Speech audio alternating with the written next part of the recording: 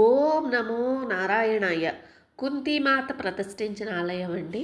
పద్మనాభం ఊరి పేరు. అనంత పద్మనాభ స్వామి. మనం సింహాచలం వెళ్ళేటప్పుడు కుడివైపు అడివారం నుంచి కుడివైపు తిరిగితే ఉంటుందండి ఊరు. పద్మనాభం ఊరి పేరు అనంత పద్మనాభ స్వామి.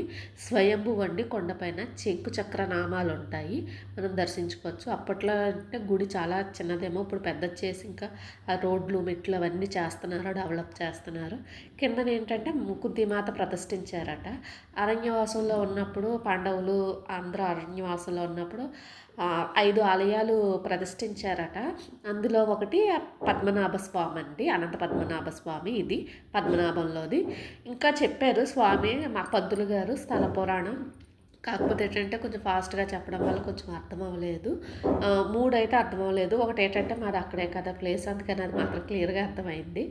తూర్పుగోదావరి జిల్లాలో పిఠాపురంలోని మేము ఏంటంటే పాతగొయ్య అందరూ అదే అలవాటు, పాతగొయ్య అనేస్తారు, కానీ పాతగయ్య అండి అది.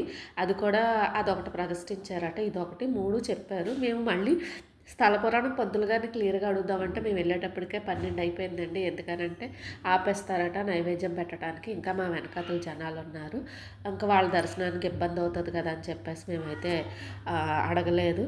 ఇలాంటివి జన్మలో ఒకసారైనా దర్శనం చేసుకోవాలి.